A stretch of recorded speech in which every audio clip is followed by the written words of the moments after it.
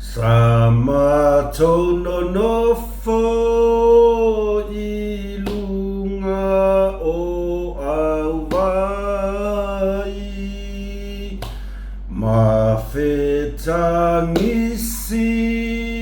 pe amana tumai avele ea ele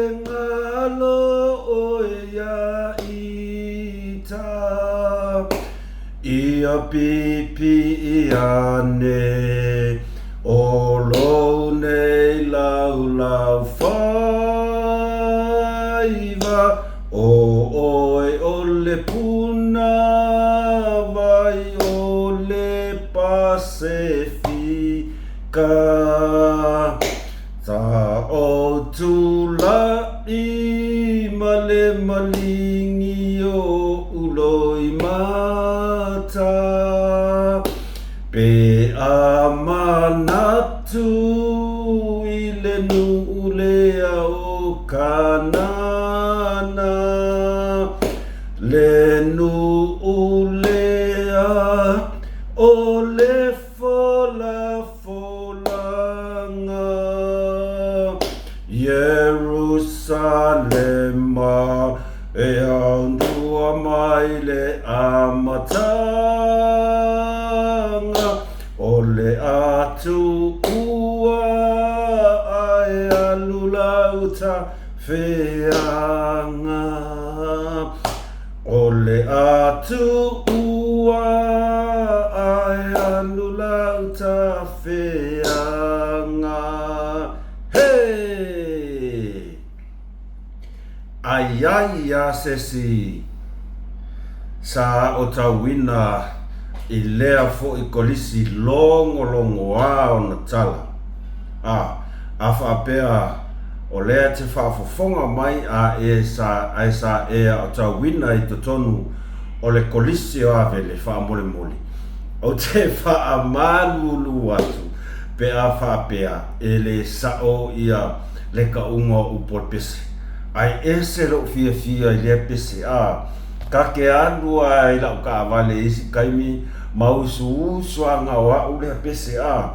o le mea na le lau kango su e a kore a makanga me ngol pese alanga ngal pau ale me ese lo fia usu a whapea o e whafofonga mai sa e a o tauina i kolisi a vele au mai ngiau thumbs up se lua pe a whapea o seki leo sungol pese ai a whapea whale kong au e lo kingia mesko wakari ai whaasa o mai upot pese a te whamalulu atu pe a whapea ese se ia o le kolisi fo i longo a o na tala mai le amatanga a o te le malama te le tala anga o kolisi ai o te fia lava o te whaarongolongo i nisi o porkalame ai mai se lava pe a whaamalama mai le fionga ia vui masina mua ia tala anga fo i o le kolisi talu mai fo i lo la tou a aunga tupulanga e o mai le taimi nei ia sa iai se uso sa tawina kolisi a vele ia o le taimi nei fo ia ua fai si tele o tausanga ia o lo fai a onga i fo i si o uso e so o i fo ia te a kuseronga lua o lo fai a onga i kolisi o a vele ia sa onga i fo i si o nis ia o le pudea onga fo i le pudea onga i nei ia la whaingata lau tofa soalo o le pudea onga i kolisi o a vele sa mawa senga i le kolisi o vaipo uli leanga sa faisi a fo i vavalata o le maftanga nei kolisi luai i tala anga whaasorpito no whaalongo i foia uia o kia ese mai pouli sa pule lua i foi le sa whaia onga ia vele toa tele i o i latou sa whaia onga i kolisi a vele sa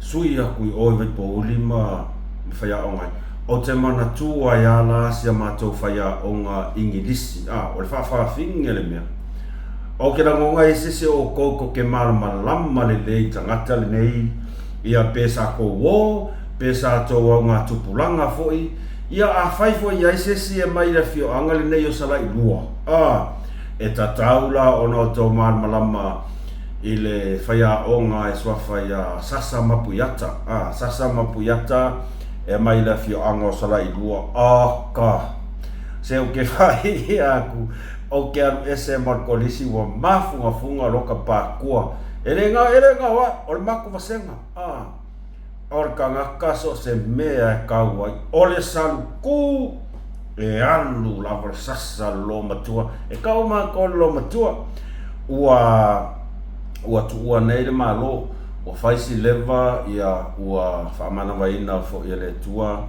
ia fe au mga ruenga ia la le vala aupa ia alimaliu maleo so le alaku ka malo e apala ia kuanga skai whaavele i oiwe pōli ola ai le anga lava whaia o ngai ese le nau ina ia you know ina ia tia e le whanau ila mta upula le English o le English so le kusa afa pea e fangi homework ile aso e kasi ai la vea ma le homework ka rea e ka wanga fa misi homework ai aua hei misi le homework akale awa ole salu ku al paku aka ole mafo limon ni kanga kaso upu moni lama emisia fo e mato nga tupulanga le nei fo itamari ia se tato Atunuu loron tautua ele ngata le tautua i tono au le tautua fo ile kalisia ele situ wanga ngo sau ai tafao sala i se tasio wo ngama senga sau la ka fa sala i piko kai la si uku piko kai ia ngo walo ila loko sa loko ia sasa lenga lava ka ngakai e fa moi na i tulanga tau au fai pesi ia ole o loka fo i o langa kai mua wako o sala i lenga lava le nu e sere au lelei au lelei ia e masangi la nga o marka mao la friend o se woria le wani usila nei mason to do masan fa na wa masangi lang mao ya masa valinga mal makili ya ko so le la akua i kaule lo pe pasi kayo kanga e alu lungo au papa e ila mal menga pe se pa o le afu le maua yuka le afu le o e pole wa fonga mas au sala e kaunko sira fia le ia e mana tua ia vele ine tangati ine e matua I lava ia kolisia vele ia a mainga fans pe fa peonasa o pese ale ia fa malu waku ia e fatalo fatu ai foi MUSS Ma Le Fa'asoa le nei vaenga ole afiafi ole aso to anai e lo tanto nga o le tato whaasoa le a whato ato Maua I le tai ao le sa e ao la ona o whape atu sa pati manuia ia te auto malava o tupu mai olo o topa ia molo to mamalu e le ngawhatau le maina ese ngangana ale tau au ona le anga o sa moa lava ia o le ia e ivi via e talanga tā e feelinga tā o na ivi ke ua laoa se sia vea koe fo ai o topa ia mo tau malu nunu atu ia whaatine tau sala o amai o tau ia e iai lava le a fo I taitonunga I olo manuia o tau le alofa maleanga lei o le tua taitonu o le nafa to a mai a mai ia sauninga o tai ao ia po oisi foi fato a oi whaka makala ko sauninga e foi se si o konga le pu mai sanga TikTok o ai foi se si o ko nga pu sanga TikTok ko war farsa se foi fa le ko me vai na kamale o fa o fata apele a seu friend le lungai Facebook vai o faz o me ngaro o si va mai ko farsa ma vai lo ia malo lava ia taton foi sala ngoina le upa le tua ia nga ia me ai fa le nganga ia awa fo I lo ta tomata wina ai ia lo to so fua ma se o mato ola I le tato fai nga malanga fa fe tai lava pe afa pea e ya stangata sto tasi sa ta talo mai mota ita vi ia le tua I mea malava ua tea le sfulu I le po le sonai o le afa le sfulu 25 minute te sfulu sa o nofo lava ma o mafaufa pe fai stato fa sone pe fai taia pe tai ia ua sofia fai fa so inga ua o kau aku fo I le kusi al koe inga sole le ai tole le anga lava koe inga kau fa se so e ese le malu o le leo e fai to tonu o le motofon ai koe sau foi koe fai yankus o ke makua I o ofor nge kangaka I le lefia malam okay go o le malam ai le aila koe inga la e le kai anga so I se sile mea ka o kau favalea ma le pepelu o koe maua ngei arkiripi o talafou o tivitas o maua kai ai loa le pepelo la po al koe inga o kere lo pe whawhenga whaakusa la po al koe inga kau ke whaasoa ai whaatalo whaatu I wompa anga uma MUSS man whaasoa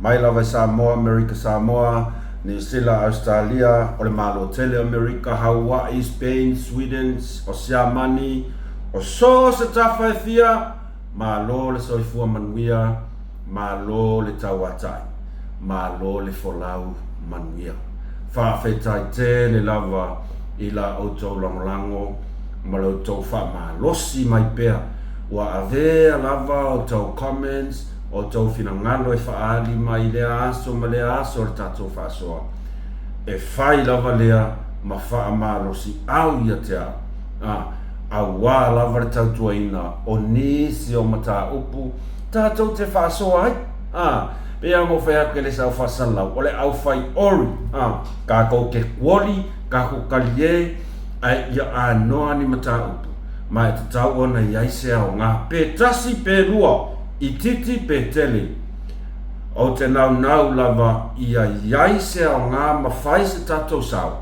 Efeso soani ai foi a wā fo I ngase a malo o loo whenga iai sia tātou whai ngā malo ia male tele o le ki a Apollo ua whelava sā I solo le ki a Apollo e le aingi fōringa ua o le ngei male ngā ai e whaavai ai loa le tātou a fo I le nei le tātou whaasoa ku iai makianta e kau whaavai ai loa manu malo loa e le whaapea o statou o se fia malo le ai e se fia malo I me valia e se fia malo I mea a mi o tonu lea tātou te tau mawhai e tau whaapupula atu ina ia awale whaafonga anga se o tātou Atunuu awale mele iai ua wheololo le aluako kākou I le sau ma le luluki mai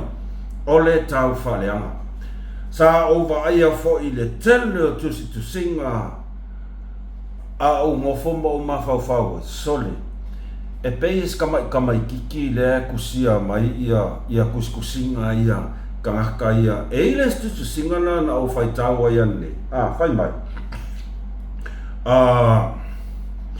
o le le tūlanga lea ua leva o le mai le tausanga e lua afes fulmarfitu lua afes fulmaiva e le to e whaia e le HRPP ni a foi ni ai tālafu o lona winga sa iai le tau mawhainga le HRPP le nei maringa le ngei maringa o le makua I opongi sao ngei kangaka ai tau mana tū o le nei ia mga kua si mea le whaia kuskusinga lea o le HRPP o le lato o langa atoa o le fai le ai kālafu I ulava inga masua le puai ua whaapuku le kālafu a le mawhai lava pasai lo I fafo whai mai lo e a bank la I fafo ua blacklist o kousa mo e le malamalama si mea na ngā laia o ngā kuka ia mai whai e ka lafo ka kokoi inga ua poloka fasa blacklist Samoa le koe mawhai ni whai ngai ka lafo anga wha pea e o mai le lua whe lua sifuru o ka kala mai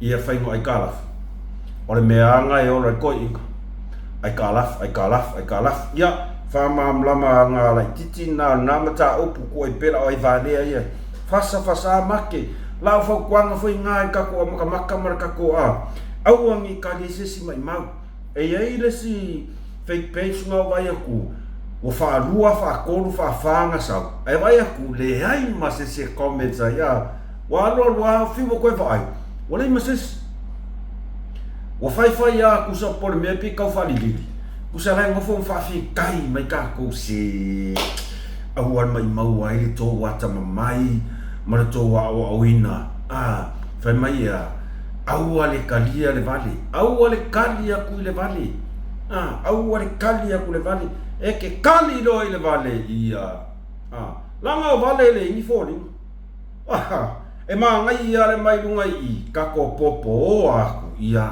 ngā malama o mai a lea o se o tātou Atunuu ia ona i tātou mta upu Mua ia like i vos tātou mea like, share, subscribe i kako channel sweet te sua mali ia ala ia pea se poi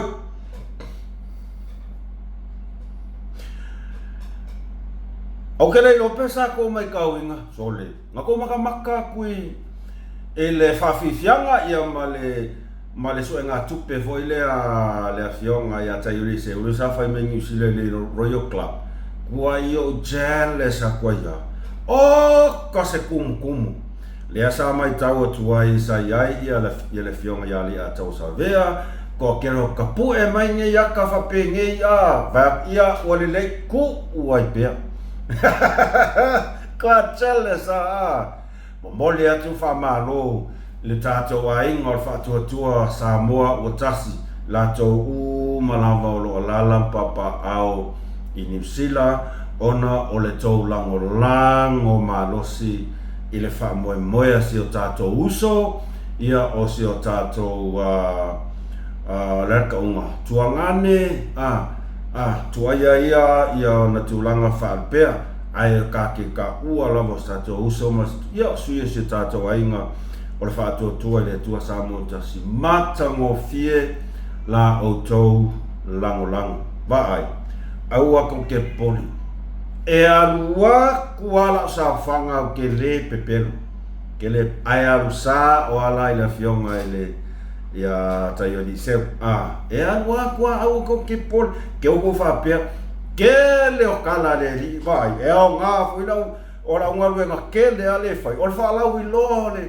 o le whaafifianga ia mas whaamoe o le sea taili se ale ai ala sa uruaka laiva kua ama kua i ke le au whasarau so le lalulang ale le ai ama se mea mai kongeri pina lau mōli malau ere kise malau malau wifi sa o e lau kamo prot e aluas malo lava whamalos e mau ki ngoa o iai fo i e malanga ki Australia o le whamoe nga a whapea iai se o tau mai Australia sa malanga e ta whao New Zealand ona o le whamoe lea ko lo pulo ia oko se paua ngā o le mea o ke whamau o lunga i tātou a inga o le whatotua le tua Samotas ma o le mea fo i lea e a lai o ngā ili kāka kele nge kangaka e loko leanga ai sea ngā ore kele o kala kau whaaleanga ai makua i lako le mawhaia se pāu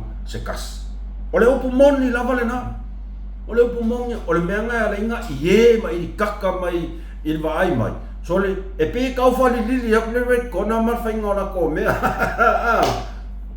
a kupu se mea i New Zealand whavifianga pos whalauloa e ai nei tangata tātou au stāwha pe ko ka ko eva New Zealand se ka ko nga kasi weekend ko ke eva ka o le skofi ko e mai la sa to inga me fa penga a tu po fo me ni askari e fa penga fo a o le au plu kona la me le anga ia Ele koe o ia skala se yo o se skaimi pe a ma aki foi koe o mai a.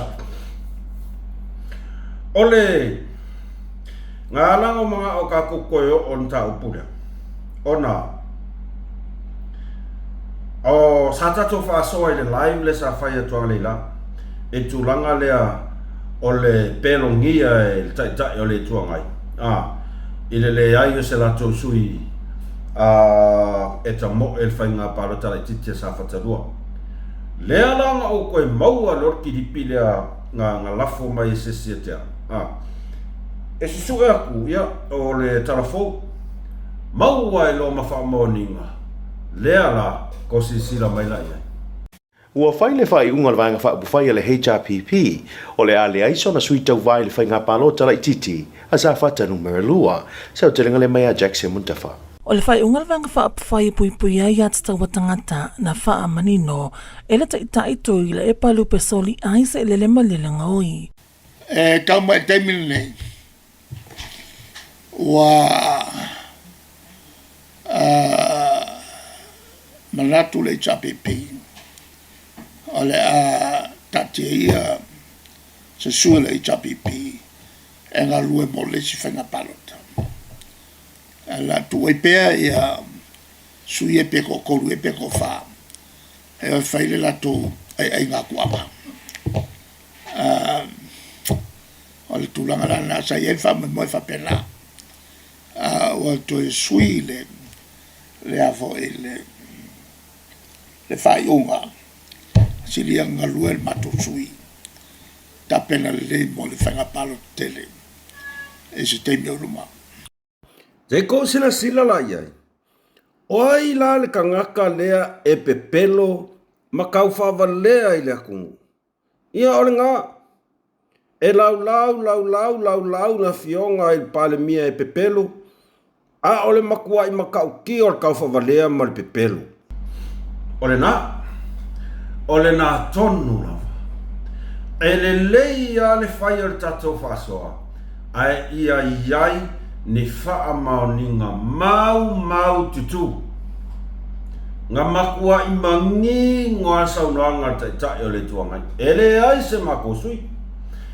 Rasa ma fau e whai se mako sui ia wale ia peka ia wape ia kuia. Ai ta pena sa to sui mo le whainga paro te tele le lua feta o sfut. Mangi ngolele. Ale asko si lei fuia. Ole asko si lei fuia. E sa o a lo masa salonga. Lea sa kako whasoa. E ala o ngā whai mai o le aise sui. O ngā ua whiu e ka amilo. E le aises. Lea ngā o ngā maua o ke ofo uia. Ile le maa o le ngi koe inga. Kei le ole mea o ke iri kaka i koe inga lea. Lea ngā a maka mai lava i kaimi na whaatau tō ai le tātou pale mia fau le fionga po se songa la au le mani tō. Ngā a maka mai ai ngā o ngā whai le fau mālo. Ave si mai le fionga ai le pale mia ni sira mua ai makua i sasa kuai le ngei koe inga le pepelo o le upu alea e fia le koe inga e whai o le pepelo o le upu mongia o le pepelo o le mea konga nganga raingo kango koe kongia kurunga le kiripire ka whaasoa le anga ua ki ngā kalinga o ka ngaka o le kumalo i le lau o le lako kama po le tamā o le tumalo ngai fumaunga o merko pepelo se so ia le pepelo wa over pepelo so se mea sa ua mai ila au e pepelo o le upu lava lea pepelo lea e o mai kaimine o whai lava sa o ale mea a ua suamalie le upu i lo nguku o longa winga o lou lava ngā kularenga ua e koe kaukala iai. Pepelo, a lea ua whaani ali mai a le ka ngaka pepelo. O le whesiri kele la ngā. O ai la lea ngā ke whaia lea mio lea, o le wha olo a kau o le kungu, ma pēlo ngia ka ngaka o lea kungu. O aila, o lea foi la ua wha maungi, e sa o ala ia singa lupe mai siu, mai sa fata. Ma kua ile malolo limongi o sa ilele, whipisi ya Yesu e se lako. Ngai iai ale lako katkonga, ele ai se lako sui, ele ai masesi e fia ka moe i lalo ele ropipi. O mai loa, fai mai le excuse ke le lava le ave mai ia ua, ai fufuanga ma ko mai o fau fai sa ai fufuanga sa ilis ma ko sui pe kai ia, le avo ua fai kongu ia, malolo ia, malolo ia ua lava sui la pe ko kolu pe fa pe a yo, ai sa ungi ka pengas ma ko sui, mo le fai nga paro ka kere lua fe kosfu, ale almele o maua, nene, ua mako ai fa ali mai ai lunga le mea e kau ole upu ale. Pepelo le mafau. Ia pau lava koe inga ua wai kulanga le ole koe kea. Ole koe kea kulanga le pepelo. Sei kou sila ia i le tūlanga lea. O lesi wha maoninga le kau kei loa ai. O koe inga. E malu ai via i iskaini. Sa mori mau uma si o tātou Atunuu Samoa. I le wha malama ina e le awhionga i le parimia le tūlanga o le waa lea sa fuafua e au mai. E lo waa le kako waa fo i lea sa toi ele i lilo se mea i le wha mama ele kau mu wha tau mua alo fo i la whionga i parimia. Ele i tau mawhai la whionga i parimia. E wha lafi pe ngā i kua se mea no. Yes, o le 2 miliona la ua ave koe wha lelei umai le waa. Kako sila Samoa i le ese o mawhauwhaunga a le kangaka e te lelo le silafia i le whai i le tūlanga lea o le whaati o le whaingoa le pisingisi. Te lelo na ai mamau ia maritau o lunga o mea uma o le wha moe mari taritonu i le whesoasoa ni mai a le anganga le tua. O ai foi le ngā mai a le waa lea. Lea foi la ua tātou mai tau atu Samoa. I le fo koe whai kusera koe inga. Letter to the editor. Letter to the editor. Ale kamaloa o sa ilele e whakakau i le waa lea. Ai sai ko kongu o le fongo. Sa karangoa inga ai. Nga whaari so mangaku. Ia. Le malama malmanino wha mamla manga. Pe ia mo whai aku. I leki o a foi. Ako mai kau kurango le fongo. Wa amaka ngale fa alo ai sui o le vaenga fa upfai. Wa maku wa i sola le fa alo. Ai sea. La ngala wala ko va ai ku sole. O le me piko siringa nga anko mori mau wa kala lo. A fa yo ngalo ku ai pe nga ia. Sante ke ese voi fika ka malo ali o. Olo. Ngalo ya nga ia pro. O le alwa ingar nga ai fai whaaliali i luma lea. Whaunga pare me. Mangingo mea uma. O le fuafuanga al fai ngā malo o le fai. Ia, se tatou o mua wala i tusi lea. O le tusi sa fai whapālangi. Fai mai. Le tusi asai lele lenga ave le newspaper le observer. O le vaiaso le nei nei ua ina admit na au le malia toi te tonu al palemene. O le totoni inga atu o le 2 miliona tala i le e ana le waa o le Aurora B. O se faa ma i mawina matautia le nei o tupe a tangata lauteli. O le nei va mai Australia, sa le I ai se laisene e folau wai I le samitele, ma se manu ele mati ai ola o le faitau se lau o tangata Samoa. O le tangata sa nafa o le faitunga le minista ngaluenga ia la fionga ia olo. Whilau inga matina e tele lua I whainga mau le wha. Sa teita ina ele pale mia fia me na o mimta afa. O lea lava minsta kabineta sa wa aia foi le fausia ina o se nofoanga taungata e paka aiva adele laiti. Soli. E le fia ka maloa I mea fouia sa whaine e olo. E le fia. Soli.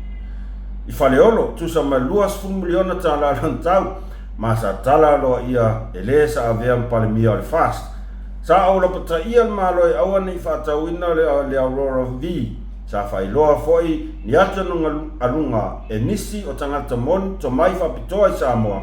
Sa ilo ino lea whaiunga petai e le iamana ia nei la puta inga uma. Maua vea nei tangata tatongi la fonga Samoa. Ma e ana se va ai tusa ma le 2 miliona ta laro na tau. Ai le aiso na o ngā. Ua tamawhai nei le malo le whase whatau ese le Aurora. Mai tau mai. Ina ia toe maua mai ai nisi o tupe na whaaru. O le tari atu I se fesili ana fionga alo au sora ma alo ke te sio. Na wha ilo ai el palmi o le whas la auli I to tonu o le palmene o le a whaatu ina se komisi sue. E sue ina mta upi whale tonu o le Aurora. O te leta tonu o le a whaataunu ina la auli lea folfolanga. Ilona ave ai masusi ni o kapineta fia me e te tusalo na sao marona tiute I le nei whaataunga ma e ono a fia foi o ia imta upu o le Aurora. O le kaumawhai ia le o ai foi. O le mele kaumawhai e ia saile. Kaumawhai e makua ia iai ase pi ikanga. Ala fionga I palmia I le maka upu leo. Ai ua mae a lelei ona fofola le fala e la fionga I palmia whamanino. O le vaa leo, lewa ave 2 milionga e makua I wha lelei ai ona sa ili loas lesi e nate lisi ina.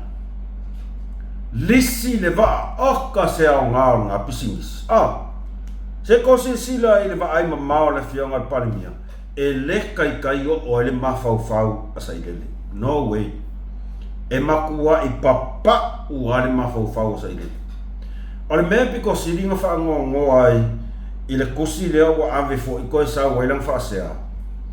So le sa wha I kokongu I le kaiminga whai ai le whongkanga. O ke le iloa, pe ai se a ngā makua I le kuma losia I lunga. E a fo I le ingol mea. E taka kau ngā makua I kuma losi I lunga. E makua I fi ngau ma losi. Whaali longa mangaku kukongu o le whalfongo. Po o a ku ai ngā fina ngalo e velo kukongu. Whala ailan maa ngai o ngā fi ngalo ia. Saka kau ngā velo umai kongu kani ngā whaifongo. Ngā whai? No. Tole ese angi koi I ngā sori. E mai mau fo ia lo whai ai. E sa oi pokalami atu le e pa ma leuka. E whawewhea ngā expect mai e whātot o i le Hero PP. Kangaka e whaalo aku iasa I lele. Lale o a I sui o le la kou. Vaenga whau whai. Wale whaalo ai. Waku ula wha I upu. Wale koe kea iai. Ai sea. Leanga o le kangaka e le I la fia se mea e kau o se whaa aloa. E whaang kungkulua. Ia kako whai keke ai kamai e le whaingo angkanga. Māta ngō fia fōi le tūlanga I le whina ngalo malama le fionga palemia. Lena whesiringi ai tūlanga o whanua. Solo le makua poko e sa oa. Ua makua porkiki al koe inga. Ai le makua I ni mea lelei. E makua I mea valea, ma mea whau, mea kau whaalea. Ngale upu mongi arenga. E le manga o le toe ina.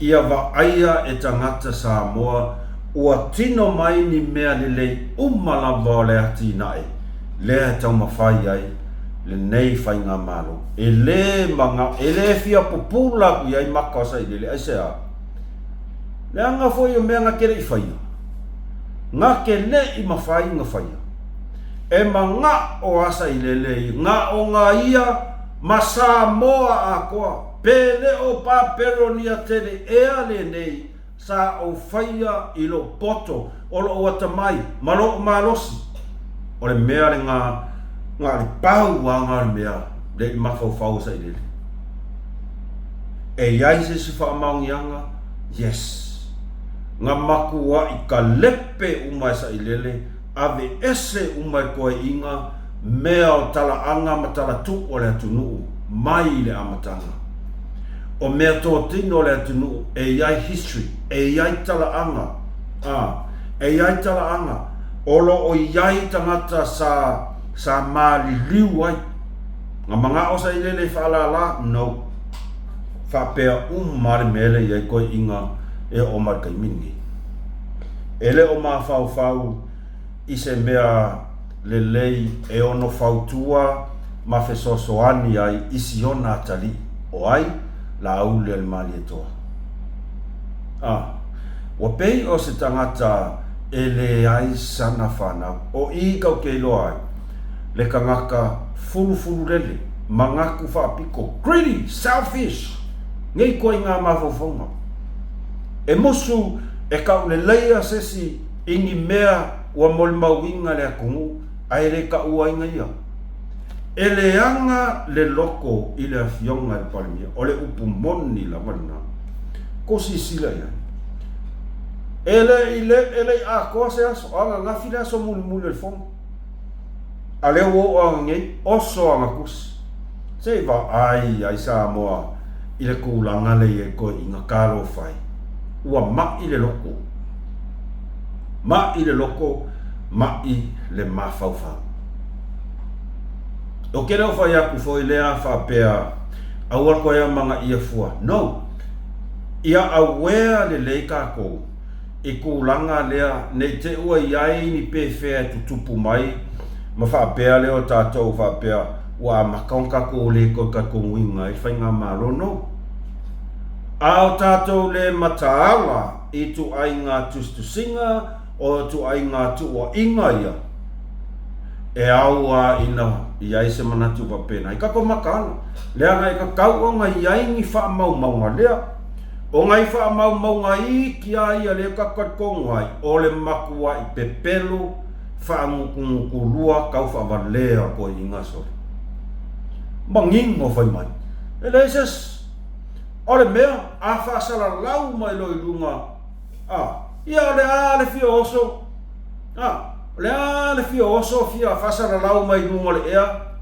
lai loa o lai o e su esesi o lai loa o lai o e su esesi po le mea o fōringa wa aia fo ia kangaka ua ika kangaka ua iai loko ki ngā aisea ua aku i whefo i sāwhaka le ai ma se sāwhaka ea mga ia koe ngā loko ki ngā whapea ua laku ngei kangaka sa lako whaiwhai me whakasi ua kasi rei kumaro ua kasi rei kumaro e mo i lava e le ai sa ua ia i la tau lea ua tāmu moe o lea ia ta tau lava nātu sa o loto tangata ma o te whawhetaia fo i ia sa whata ona ele o iai so lato fina ngalo whapea e whaasā ka ngaka ngei o ngā oa ka moe ele pei o isi kumaro ele pei o le pā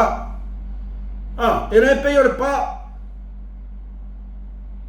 fia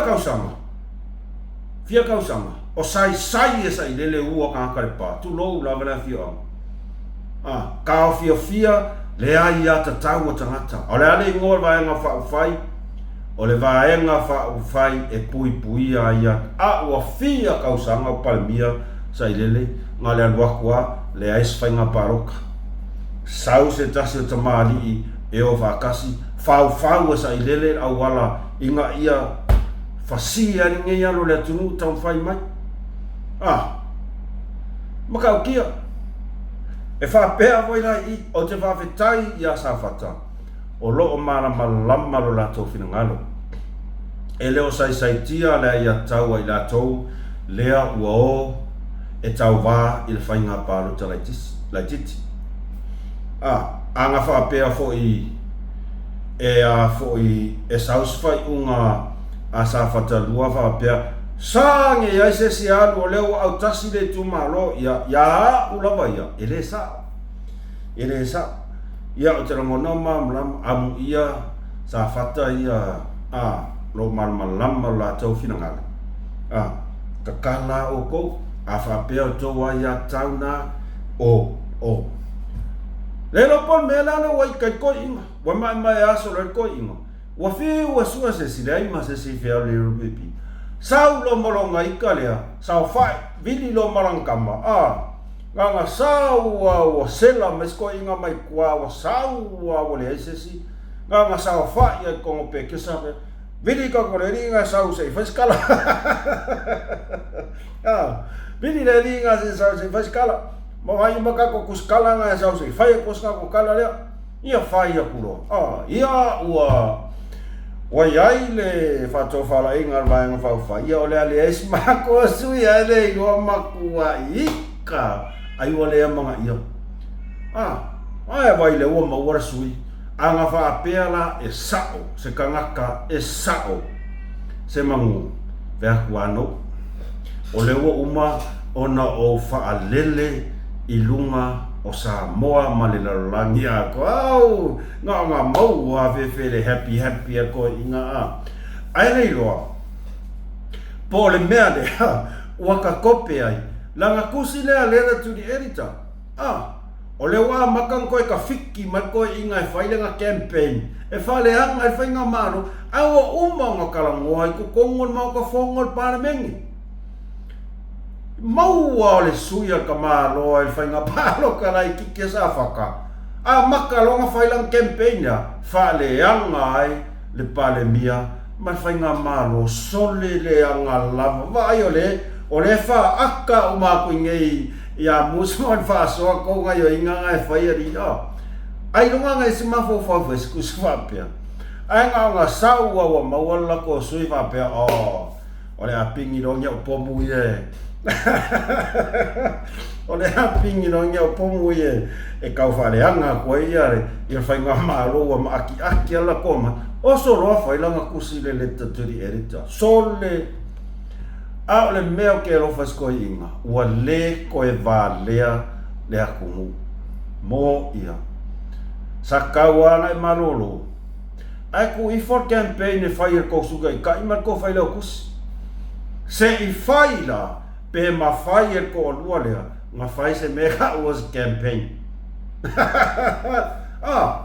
anga wa papastui ma lo le lenga ia ai fa pe ku lo ya la o fionga si te tai ia ma la fionga le tato fai lotus ya o lea tu o tia o luanga luenga tau no fai a wale fa ma popoina mai o tato sui lea o sa unge e tamo e mai sa fatalua ia nganu ke sila fiele ia me kamo fai fai ngar campaign se i fai da pe lor ko lua le fes campaign fai a koi foi fai a koi foi fe ai ku ia sa ilele ia campaign no le fai nga paro karela ke fai se o ke fai a ku kalosia i fola fai pera ke ma fai ni me o le o valo mai o pe ave la korpo ngane o le fia ko aia ave la i le po penga ke fai ngo ka fai es campaign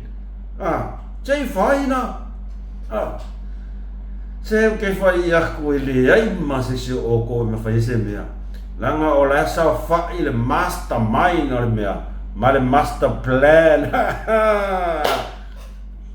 ko ke fiu e fa ka vi o me fai ngo le mea ua maku ai fuao kua le aku pe o le malama o le susulu mai o le la mai le langi le mako va ai aku i kousi kai le fai ia karo fasia Ia, manuia le whainga paroka.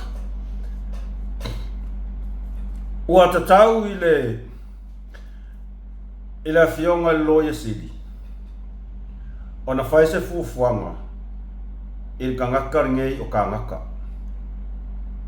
Leanga ua wha kupu la ia le Maua o la fonga matua inga lea ua la lafoa i la fionga le palemia ma le minista o le kabineta.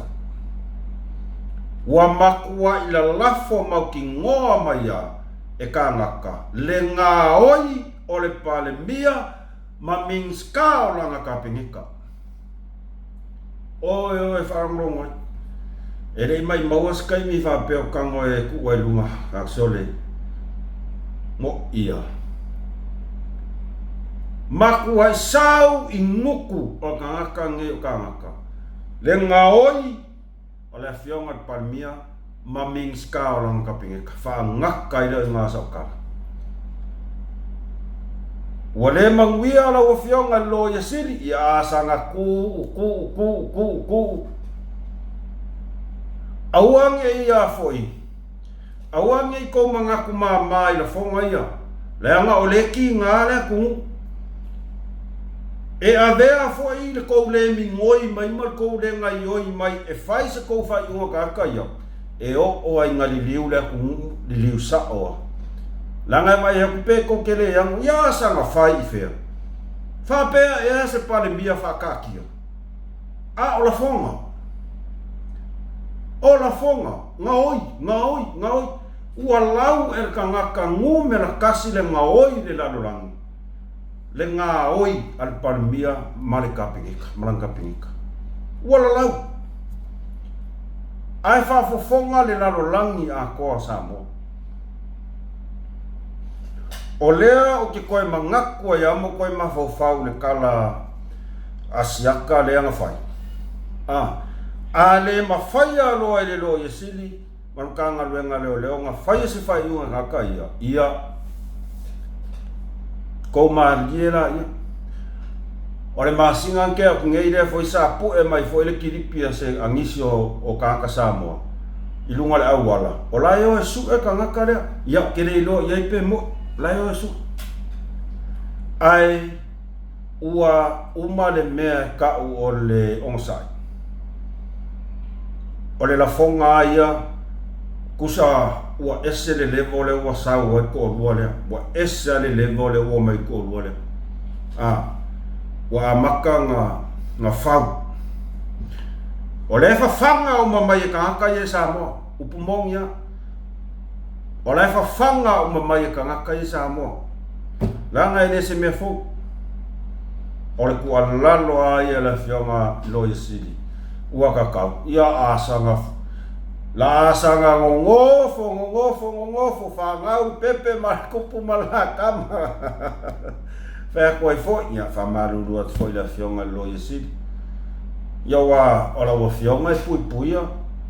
Nia tatou tamao le Atunuu. Ia aiva aia kui upuia se kafia va aia ia ka ngaka se. Whea koe fo. Tatou ta upu mulmuli. Tangi tala siatali pea ma le se fultolu tautanga. O siatali e a onga. O te le mai loa po whena fioanga. Ngo manga o ango umalenga o ka pengari kiripi. Au o whapea e si le lo kango e kuulunga le Facebook. Po le askai au kango kuulunga Facebook. Se si le sila I foai ka ngaka le arulofa whaia le a mio o le ngaoi. Ia, whai mai tala sa mai titi sole. O a ole whakua usaul mako maumanga. Whakua umasuenga. Kwa umasuenga siatari. Ia kere lopo o ailea sa pue le aka. Ia po son tama, po son tina. Ia ua maea, ia ole mea masani a tatoa onga. E umasuenga ku ua onga. E o umai aua pia e o ka whau. Ai o kama kia kama kuape iukai. E whako ale vau, whapukul popo ma kor kanu. lea la esi atali ua makua I momo lota loto I lota alofa atu si atali faali mailo na le fia malona faano no tele I le tangata sa ngao ia le lako maumanga ka au fai Samoa ala sa fai meska mai kiki kalangi o anga kalo umanga fai kalo fai au ngofo ngemo koe va ai upumoni lama ua o koe va ai kongua I lo o langa sa o kupu mai ku ua o nga maumanga le mea fa poku le popo ka le lopa po le fiku o kausanga o kefe aku po o a lopa ke kele kuo mako fangua ele fa vai ila wai upumong ya ma masio kinga mele anga le ulu makua mele anga le ulu makua e faia uma fe au le ainga yaso ia ongo fiku kausanga e au sulu I kua kale lopa fa pa le lopa fa ka yusu le va vea yuka le aisa lunga le maunga o va ai aku lois ka mai kikire o malinga o loi makairo me ko I whangongo ia whai mai lanka la ia o upore tusi e lelei le ngoi o si ai le anga ngoi o le alwe whaakau I Maua I kupe o ka alofa kwa e whaakaka la fonga tole le kangaka I whai ale amio lea au asori Pere lope makua po kamakala vou pe faini fa ngau ole okere lopo le alfain ka ole mele ole asamo sa ka koma sangi aso ora ka lo so angi fain o lafos ko inga pe ko ya mai sa ka makanga fulu e fais fali lo walu le ngoi mai me nga le afo ngi kama o netina male nei atali o la va ai pe a masfulu tolta sanga pe folinga mai ale 8 po wa ya 9 o le matua na le atali matua na le atali talo fai le atali ia e nga o ia kangaka ia fua fa eleleanga na yo matua ma oe e fia ai ma fia feola I lava ai ete manuia I lava oe I lou tupu ai whai o whaalongo mai ka ngā whaia lea mio lea I sia aina ia whawhangai sia whangau I mea ngaoi oka e soli e akide ia na manuia lea tari ia masiona aina ngai ole o ka kalo whapuku ngā kalo sia kali ia te o ka aka I lana kalangoa maro ka ai aku ngai o ngā maka o le whainga o ngā kala langona o mai tātou ai mai se lava I tātou sa ola mai le o langa le nei ia e manuia lava sia tali oe le ngā whai ar mea lea le o whai aku se o ke whai aku e kuwai ia ai whai mai e ke ai e ke le maonga e kalaloa o ngifo